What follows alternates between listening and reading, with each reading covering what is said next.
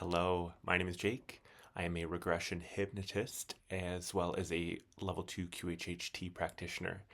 And I am hopping on today to share a session story with y'all. This is basically light bodies from a hypnotist perspective. So I'm going to share a session where this client was something other than human and what came of that and what I got from that. So without further ado, we can jump into it. Thanks for tuning into my channel. So this client, we'll call her Kate. Kate came in for a session and we had a really interesting experience come through. So in as soon as she dropped into this scene, she relayed that she was in bed with her partner, in the arms of her partner, and she was sad. She was pretty emotional, saying that she was never going to see him again. That this was the last time that she would see him because he was going far away. And she shared that she was a young adult and really was getting quite emotional about his departure. Kept saying, I wish that I could go with him. I wish that I could go. What she shared was that he was journeying to another planet. She said to start over, and that she wasn't able to join him, which I thought was pretty interesting for a couple different reasons. She then shared that he was going because their planet was dying, and that it was partly due to overpopulation. At this point, I was very curious about who was she, where was she, what year was it, lots of questions. And I asked if she was human because I had a suspicion that she might not be, especially based on some of the other lifetimes that we explored in her session. So I'm going to play a clip where she answered my question and described what she was seeing, what she looked like, and a little bit about her her body, her person. No, just I look just like an outline. You look like a what? Like an outline Oh. of. It's like vaguely human. It's a bright light surrounded by a thick black line. And I can't really tell. There aren't any features, but it's like I can feel everything around me. It's like I know exactly what he's thinking just by looking at him. All right. So as you heard, she said that she was vaguely human, but was basically an outline. That was the word that she used. She described herself as being like bright lights surrounded by like a thick black line. I guess keeping her form together is very interesting.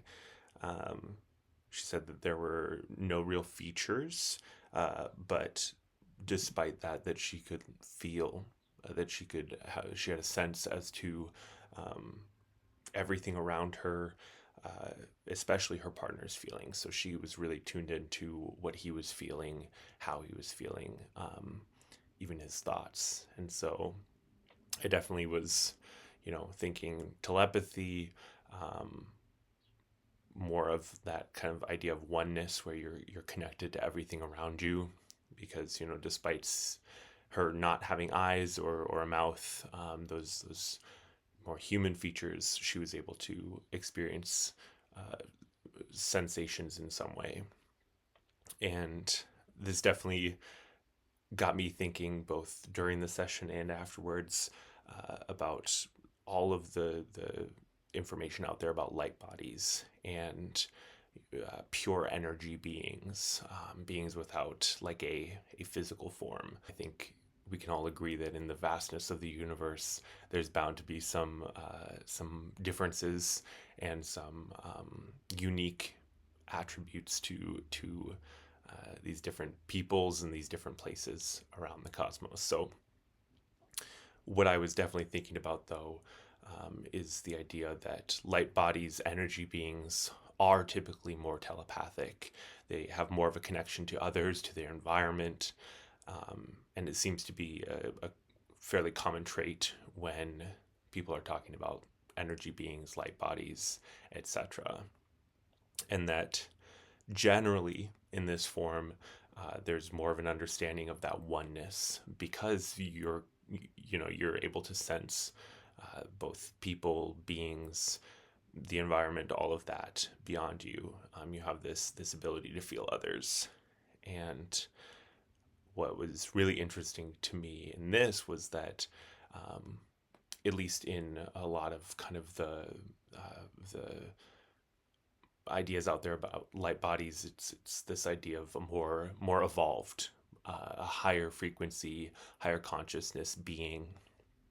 And yet, here in this lifetime, in this story, we have a planet that's dying because of overpopulation, and they're having to move planets. And so I definitely was reminded of both the work of Heather Edensworth and the processional cycle that our planet experiences, and also the work of Magenta Pixie and her research and her channeled information around Lemuria and that point in our history, as we look at time in a linear sense. So if you don't know their work, definitely check it out. But with that idea of cycles of consciousness seem to be something that, at least to my understanding, would exist across planets and across the cosmos in one way or another. And so this definitely seems like one of those moments where consciousness is maybe dipping towards the fall. Magenta Pixie talks about Lemuria being kind of that height of frequency, and that towards the fall of Lemuria, that things started to turn more towards that 3D, more towards that physical, dropping in frequency, dropping in consciousness. And so that was all stuff that I thought about when I was reflecting on this story and on the information that came through about this being on this planet. So definitely made me wonder about where they're at in their cycle, and whether there's any similarities between our moments of fall and this planet. So super interesting stuff. Let me know in the comments below if you have any feedback there, any thoughts of your own. I'd love to hear it. So the story continues, and she basically shares that the reason that her partner is able to go to this new planet is because he is a part of a certain lineage. She shares that the oldest families are the ones that are chosen to make the new start on this planet, and that because she is not a part of that lineage, that she is going to be left behind. Again, like, the emotion was very much coming through. She's very sad at this reality, and just kept reiterating, like, I wish that I could go with him. I wish that I could go with him. It was really heartbreaking. The next part, it was super interesting to me, and I have some thoughts that I'll share after I play the clip. But she shares essentially that not only is she sad because they're parting ways and she'll never see him again, but the fact is that they are linked in a certain way that essentially means that she is not going to live long after he leaves. And so I'll play you that clip. You can hear her words and how she describes it, and then we'll talk a little bit more. Strange.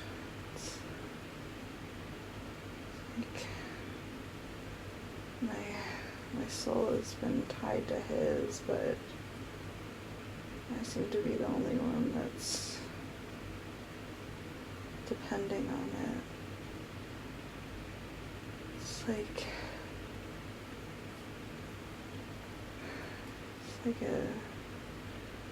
a transaction almost.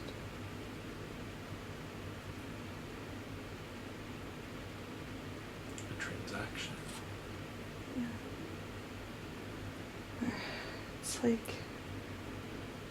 feels commonplace. Like it's not necessarily strange, but All right, so pretty intense. Honestly, the first thing that I thought of was the idea of twin flames or soulmates. And certainly there's lots of different definitions out there, lots of different understandings of those phrases and what they mean. But it was really interesting the ways that she talked about their souls being linked and how um, she this was a common thing too. That was an interesting part. It seemed like this was kind of the way of their people, their society. That it felt common. Um, but the idea that she would not be able to survive, that her existence in that form would cease after he left her, is really sad and adds an extra level of um, dimension to this situation. At this point, I was really curious to know how her partner was feeling because she had mentioned that she could feel his feelings, that she was connected to him. And so I asked her, and she said that he was also very heartbroken and that he wanted to stay, but unfortunately his family wouldn't allow it, that he wasn't allowed to stay. So at this point, he does gather his things to leave, and in that moment, agree to find each other again, one way or another. So uh, as he starts to leave, or as he leaves, I should say, she starts to feel really tired, really weak. She lies down and turns on essentially the TV. She describes it as like a hologram and stares off into space as she fades away. And this last part, her voice kind of got flat. It was almost like, I mean, I could hear how she had, lost that will to live. Um, it was really sad. It was a really sad moment. At this point, I moved her past that moment of death and asked her what she was learning in that lifetime and what her purpose was. She shared that her lesson, as she saw it from this perspective, was appreciation of others and a love of company. And I thought that was especially interesting and poignant because of the the oneness that they felt with each other, with the environment, and that the purpose was connecting with others and building a stronger bond in those relationships and really interacting with as many people as possible. We only saw that last scene where she was only interacting with her partner, but she shared that she knew a lot of people and had a lot of relationships in that lifetime.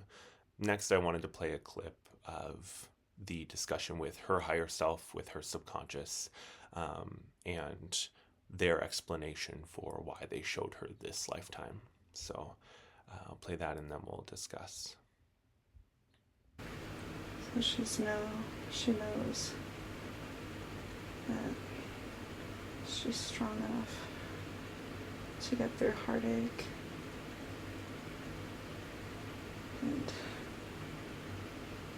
how to trust others wholly and openly without walls or barriers between them. All right, so really interesting on a personal level. They really wanted her to remember that she's strong enough to make it through heartbreak. Showing her a really intense moment um, in one of her lifetimes, and beyond that, um, reminding her to connect with and to trust others wholly, without barriers or walls, which I think is a really poignant message for all of us, especially in the here and now, where division is really being pushed and really being emphasized, and there's so much messaging around fear and fear of others, and fear of people who aren't like us, or who are have different beliefs or different understandings of the world. And I think as we are building the new world, which I think is in progress, like there's so much, yes, I guess destruction, for lack of a better word, as far as the old systems go, and we're seeing so many different pieces collapse and start to fall apart and really show that they're not working anymore. I think as we move towards that new, that so many of us really desire, this idea of connecting with and loving people wholly and without barriers, is really, really important. And there's a lot of discourse around this shift into New Earth, and the idea that we are moving towards being homo luminous ones, or light-bodied humans, that we're being upgraded to this frequency, this level. I think that there's such a need for us to trust one another, and to love one another, and to realize that we are all one, and that we are all connected, whether we have a conscious awareness of that or not. We are individuals, and we have individualized into a soul, into a consciousness. However, on that highest of high levels, we are all one, and we all come from source. And I think that the more that we can remember that now, the more that we can hold on to that and encourage that, I think that we really step into our power. And so I think that it really is a great reminder to not close ourselves off, to continue to practice this openness, especially with our heart. And this certainly doesn't mean that we shouldn't use discernment when we're interacting with other people, but I think more and more people's intuition is upgrading and turning on, and that with that attunement, we have the knowledge within, and we have the intuitive ability to really discern who is going to be a good person to trust, a good person to open up to. But I think the more that we practice this, I think that the more that we step into this new reality, and the more that this existence as light bodies becomes our new reality. So obviously, this this lifetime wasn't on Earth. I don't know where in the cosmos it was, but it certainly shouldn't be taken as like a strict, this is how it's going to be. But I think it's interesting when these types of stories come up, to really reflect on the possibilities that are out there, and really reflect on how we want to move forward into new paradigms and new states of existence, and really reflect on our own evolution. So it's certainly not all about future possibilities. I think that the higher self connected this lifetime um, to the real human experience of heartache and trust, because these are also things that we deal with in the here and now, in the 3D, 4D, 5D existence that we're living at this moment. So, certainly, I think that this message is relevant not only to our future but also to our present, um, as well as reflecting on our past. So, all that to say, I hope that you enjoyed this story, and I hope that you got something out of it and that something resonated with you. I really enjoy these types of experiences and working with my clients in these really interesting lifetimes um, that don't fit your kind of standard past life mold. So, if you like this content, please hit the like button. Subscribe to my channel if you want to see more. Definitely feel free to share this with someone else as well, if you feel so inclined. Other than that, I hope that you have a wonderful day, and I thank you so much for spending the time with me. All right, love and light to you all. Bye.